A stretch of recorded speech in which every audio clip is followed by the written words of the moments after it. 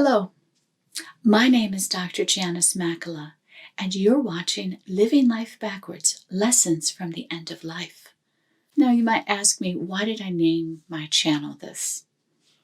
Yes, we're dealing with things such as end-of-life issues, but what does that have to do with living your life backwards? Well, to start off, let me tell you a story. Back when I was a third-year med student, I had a patient.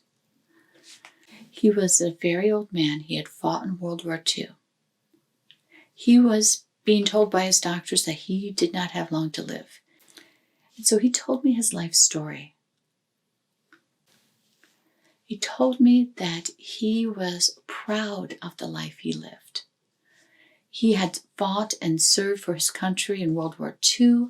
He had come back to the States, married, raised a family.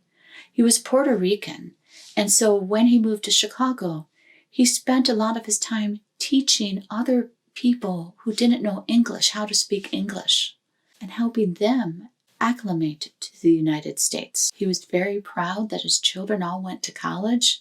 All of his grandchildren went to college. He felt he was a very good husband. He commented how he marched with Martin Luther King and how he marched with Cesar Chavez, how he felt like he was an active member in his church and in his community. And even now, he was volunteering with the Knights of Columbus to help out people. And that was the story he told me. It wasn't about what he did for a living or his job. It wasn't about how much money he had or a lot of the things that we measure success by. He was proud that in his life he had made a difference. And that is really something to talk about. Because at the very end of his life, he looked back at his life and he felt a sense of peace about it, that his life had purpose and meaning. And that really struck me because I thought to myself, I want my life to be like that. I want at the end of my life to look back and say, I've made a difference. And that is the essence of living life backwards. It's not looking back in regret. It's not looking back at the things you've already been through.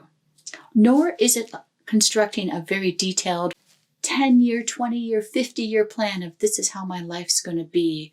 It's more about looking and imagining your future at the very end of your life and saying, what will I want to say to people when I am talking about my life?